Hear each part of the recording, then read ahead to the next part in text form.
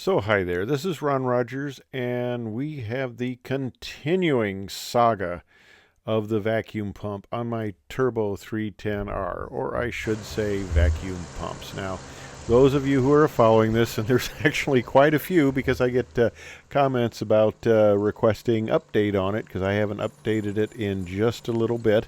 But okay, what's going on here? I did a flight test, which I updated yesterday about checking this out and a few other things. And the pump didn't last very long at all. And I'm talking about the right pump in this case. Now, those of you who have been following this saga, you notice that we've been working on the left and the right, and we tried running them disconnected and adjusting all the pressures.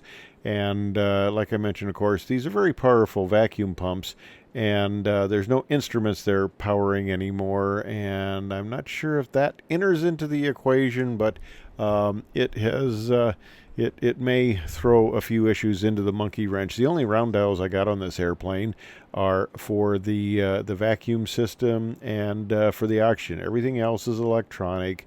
Garmin 500, 650, 750, EDM 790. I mean, it's standby instruments. It's a beautiful glass cockpit, and because of that, the vacuum pumps, which run the boots, and of course, typically the attitude and the heading system, they don't run those anymore.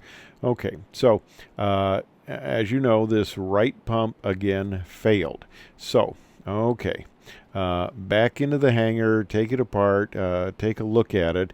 And I got with my mechanic here, and I'll show you some of the things going on. Now, we're still wondering what's going on because there is this little connector spline mechanism, and they recommend replacing that every 6 years. Of course, there's a lot of recommended replacements on these airplanes that people don't necessarily follow. It's more sometimes just failure because it would get ungodly expensive, other than the things like magnetos, which I do tend to replace when it is appropriate, like at 500 hours to stop problems, because that's the thing that'll take you down. Well, here it is.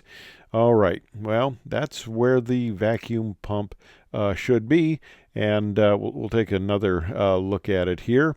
And that's the front cowling. I went out to my hangar and found the airplane undergoing some deconstruction, as some people would say, but this wasn't explosive deconstruction. So there's where it goes in on the back of the engine mount. You can see it there, and there's a cooling hose, and there's the vacuum hoses, and there's a little more higher view there. You notice the oil filler cap is off. I leave that off for about a day for the moisture to come out of the engines. They say that's necessary. And there's another view just a little bit farther out.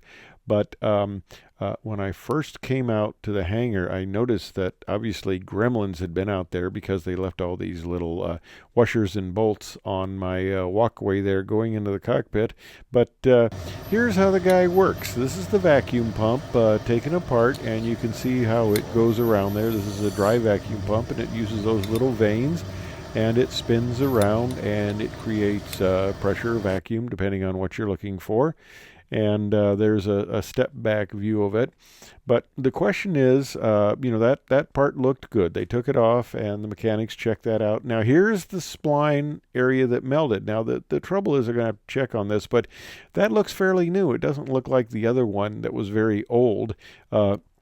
This one looks fairly new, so we're not quite sure what the problem is, but he's going to look into that. He's got to clean it up because when it melts, it leaves some garbage in there. Yeah, that's into the drive area. So basically, he's going to clean this up, put it back together, put a new drive in there, and check how long ago he replaced it, put the vacuum pump back together, and we're going to go up and we're going to fly it again once that stuff gets all done. Hey, thanks for watching.